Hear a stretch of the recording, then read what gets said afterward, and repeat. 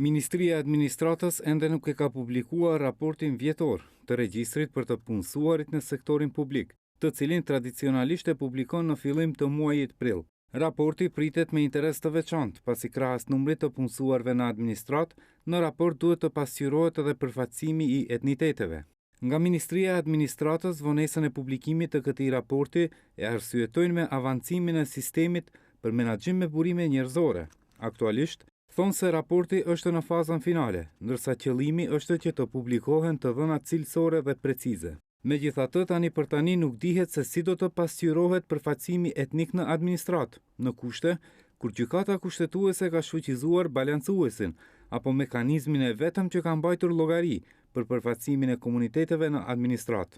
Kjo plotësisht bëhet problematike, pasi sipas udhëzimeve të gjykatës kushtetuese, tani më 7 muaj punësimet në administrat realizohen pa grafën e përkatësisë etnike. Megjithatë, Ministri i Administratës Goran Minçev, por edhe përfaqësuesit tjerë qeveritar, në disa dalje publike të tyre, kanë theksuar se po respektohet parimi përfaqësimit të drejtë të komuniteteve, pasi ajo parashikohet me kushtetut.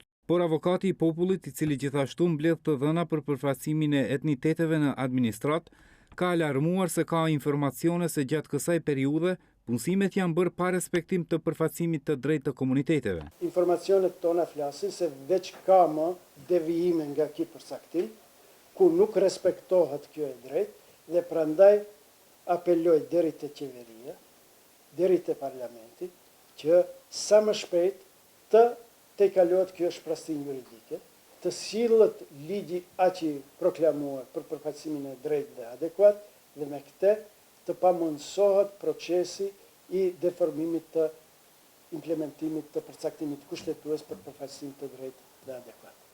Informacionet vinë nga gati të gjitha organet administratës shtetërore, duke filluar nga ministrit, drejtorit dhe entet e ndryshme. Ndërkohë, qeveria vazhdon të zvarrit zgjidhjen e kësaj problematike, duke premtuar se e njëjta do të bëhet nëpërmjet një ligji që duhet ta zëvendësojë balancuesin. Megjithatë, do të jetë sfidë edhe çështja e zgjidhjes ligjore, sidomos duke pasur parasysh udhëzimin e gjykatës kushtetuese, që të mos kërkohet përkatësia e kandidatëve gjatë punësimit dhe të mos mbahet evidencë për të njëjtën.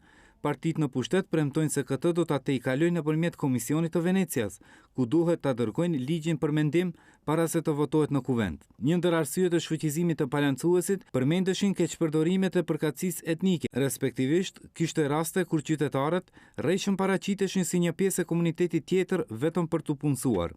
Nga ana tjetër, shteti nuk ka pasur mekanizma ligjore për ta parandaluar këtë keqpërdorim. Kritika ka pasur edhe përqasjen e përparësisë së përkatësisë etnike para cilësisë së kandidatëve.